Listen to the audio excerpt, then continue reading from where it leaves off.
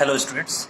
तो आज का हमारा टॉपिक है zero order reaction and half life time. ठीक है, तो इसको स्टार्ट करने से पहले अगर हम लोग देखें तो मान के चलो अगर आपके पास कोई भी रिएक्शन रिप्रेजेंट कर रहा है, रिएक्शन ये में आपको ये रिएक्टेंट है और वो प्रोडक्ट में कन्वर्ट हो रहा है। ठीक है, और अगर मैं आपको बोलूं कि ये आपका जीरो ऑर्डर रिएक्शन है, ठीक है, तो इस केस में आप जो इसका रेट एक्सप्रेशन लिखोगे, रेट एक्सप्रेशन क्या लिखोगे, k into R to the power 0। Simple सा।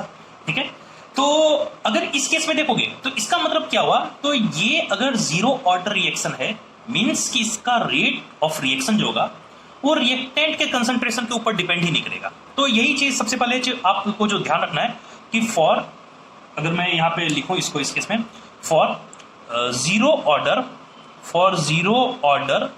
Reaction, for zero order reaction, rate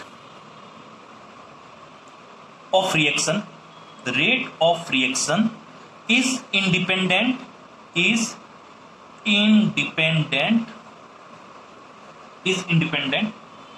by the concentration of reactant,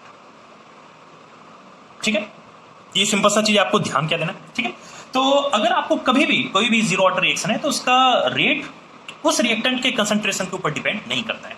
तो अगर ऐसा है तो यानी यहां पे मैं इसको क्या लिख सकता हूं, रेट इज इक्वल टू के, सिंपल सा लिख सकता हूं। रीजन है कि एनीथिंग पे पावर 0 आपको क्या होता है, आपको 1 ही होता है। ठीक है, तो अगर मैं यहां पे रेट को लिखना चाहूं तो क्या मैं रेट को यहां पे लिख सकता हूं कि rate of change of reactant, this should be equal to k.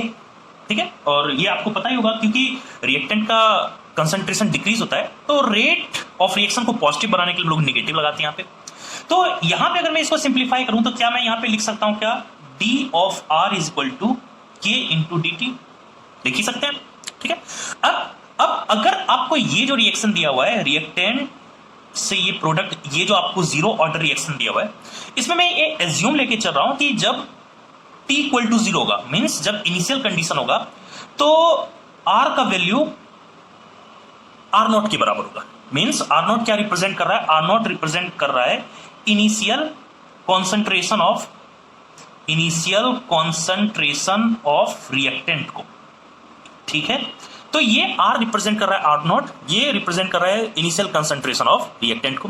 ठीक है, तो अब अगर आपको इस एक्सप्रेशन को सॉल्व करना है तो आप क्या करोगे, इसको बोथ साइड इंटीग्रेट करोगे। तो मैं क्या कर रहा हूं, इसको दोनों साइड इंटीग्रेट कर रहा हूं।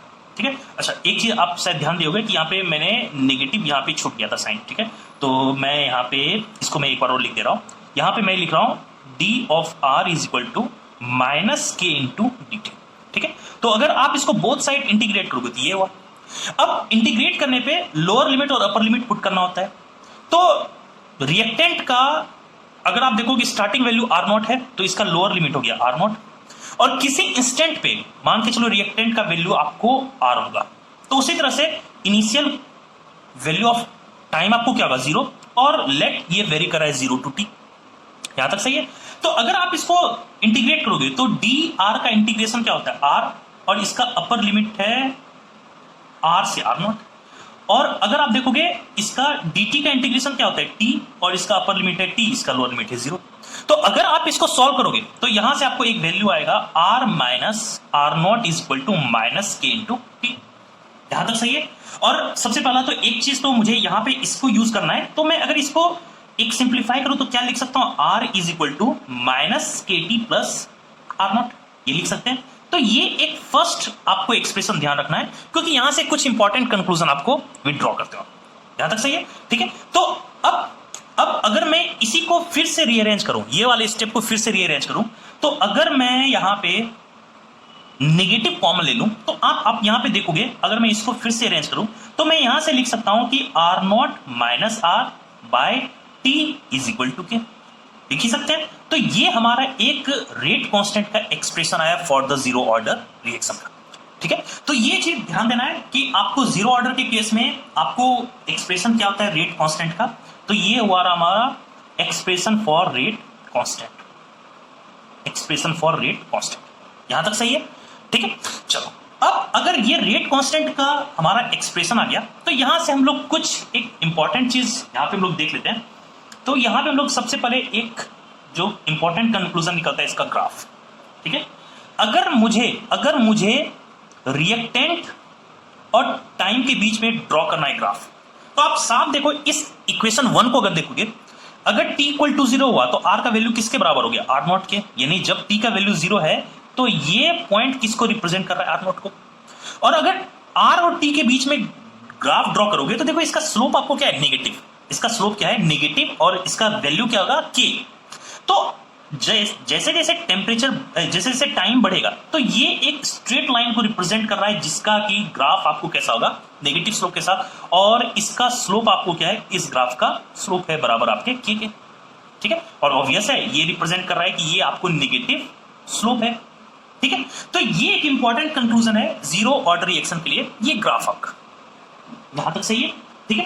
तो इस केस में अच्छा एक इंपॉर्टेंट चीज, अगर आपको r और t के बीच में ग्राफ देख रहे हो तो ये तो स्लोप को रिप्रेजेंट कर रहा है, ये r नॉट, ये जो आपको r नॉट रिप्रेजेंट कर रहा है, ये रिप्रेजेंट कर रहा है इसके इंटरसेप्ट को। ये क्या रिप्रेजेंट कर रहा है, इसके इंटरसेप्ट को। तो कभी कभी आपको क्वेश्चन जो पूछे जाते हैं ना वो ग्राफ पे बेस्ड देते हैं, तो ये सब टर्मिनोलॉजी आपको पता होना चाहिए, ठीक है। कि अगर आपको कोई भी ग्राफ दिया हो, अगर उसका इंटरसेप्ट अगर 5 यूनिट है, इसका मतलब आपको वो r नॉट मतलब रिएक्टेंट के इनिशियल कंसंट्रेशन का वैल्यू 5 यूनिट दिया हुआ है। यहां तक सही है। तो ये पॉइंट आप ध्यान रखना क्योंकि यहां से आपको क्वेश्चन को कभी कभी पूछते हैं, ठीक है। चलो अब देखो, अब यहां पे अगर हम लोग इसको सॉल्व करना शुरू करें आगे, तो एक यहां पे इंपॉर्टेंट टर्म आता है आपको, half life time. Half life time, ठीक है। अब हाफ लाइफ टाइम का डेफिनेशन तो आपको पहले से पता है कि अगर टाइम आपको t हाफ के बराबर पहुंचा, इसका मतलब उस समय आपके रिएक्टेंट का कंसंट्रेशन आपके इनिशियल कंसंट्रेशन का हाफ हो जाता है। ये तो आप जानते हो, ठीक है। हाफ लाइफ टाइम का डेफिनेशन भी ये होता है कि the time interval at which the concentration of reactant reduce to half of its initial value, तो वही हमारा टाइम कहलाता है, हाफ लाइफ टाइम, ठीक है। तो अगर मैं इस k के एक्सप्रेशन में अगर मैं इसको वैल्यू पुट करूं तो मैं यहां से लिख सकता हूं k is equal to R not minus R not by 2।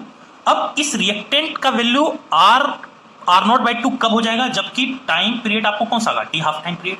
तो इसको अगर आप सॉल्व करोगे तो आप देखो क्या रहा है, अगर आप यहां पे सॉल्व करोगे तो हो जाएगा R not by 2 into t half हो जाएगा। तो ये चीज ध्यान रखना। और यहां से हम लोग क्या लिख सकते हैं, t half is equal to R not by 2। यहां तक सही है। तो ये तो सिंपल सा आपको एक डेरिवेशन है, तो आप इसको इजीली देख सकते हो। अच्छा, ये अगर आपने डेरिवेशन देख लिया तो अब सबसे जो काम का चीज यहां पे, ये डेरिवेशन का कंक्लूजन। अगर मैं इस कंक्लूजन को यहां पे अगर मैं एक्सपेंड करके लिखूं तो यहां से आपको देख के सबसे पहले क्या लग रहा है कि t half life time of zero order reaction is inversely proportional to rate constant. ये तो हमारा फर्स्ट कंक्लूजन आ गया। अच्छा, दूसरा इंपॉर्टेंट कंक्लूजन क्या निकलता है कि half life time of zero order reaction is directly proportional to R not, ठीक है। और इसका मतलब क्या है कि half life time of zero order reaction is directly proportional to concentration of reactant at initial condition, ठीक है। तो ये चीज सेकेंड पॉइंट आप ध्यान रखना, ये आपके लिए बहुत काम का चीज है। यहां तक सही है। चलो, अगर हमने इतना सा चीज देख लिया तो अब जल्दी से हम लोग समराइज कर लेते हैं कि हमने क्या क्या पढ़ा। सबसे पहला हमने देखा कि जीरो ऑर्डर केस में अगर आप देखोगे तो रेट कांस्टेंट का एक्सप्रेशन क्या होता है, वो होता है R not minus R by t, ये होता है फर्स्ट थिंग। दूसरा चीज हमने यहां पे देखा कि इस केस में half life time period for zero order reaction आपको क्या होता है, ये होता है आर नॉट बाय 2k, ये चीज है। तो ये पॉइंट ध्यान रखना, क्योंकि यहां से हाफ लाइफ टाइम से इंपॉर्टेंट कंक्लूजन क्या आता है कि t half time is directly proportional to initial concentration of reactant. ये क्यों इंपॉर्टेंट है, क्योंकि शायद आपने पिछले लेक्चर में आपने देखा होगा कि अगर हम लोग फर्स्ट ऑर्डर रिएक्शन की हम लोग बात करें तो उस केस में टी हाफ का वैल्यू क्या हो जाता था, 0.693 डिवाइडेड बाई के। तो इस केस में for first order reaction T half is independent, of concentration of reactant. ठीक है, तो ये चीज, ये फॉर्मूला आपको ध्यान रखना है कि जीरो ऑर्डर के केस में हाफ लाइफ टाइम पीरियड का जो फॉर्मूला था वो होता है आर नॉट बाय 2k, और यहां से कुछ कंक्लूजन आपको यहां पे निकलते हैं। ठीक है, तो ये सिंपल सा आपको डेरिवेशन था एक जीरो ऑर्डर रिएक्शन का, और ये आप 2 पॉइंट जरूर ध्यान रखना, क्योंकि यहां से आपको एक क्वेश्चन पूछते हैं। यहां तक सही है? तो आप इस डेरिवेशन को एक बार देख लो अच्छे से, ठीक है, इसको सॉल्व करो, क्योंकि इसी से रिलेटेड आपको क्वेश्चन सॉल्व करने को मिलते हैं। यहां तक सही है?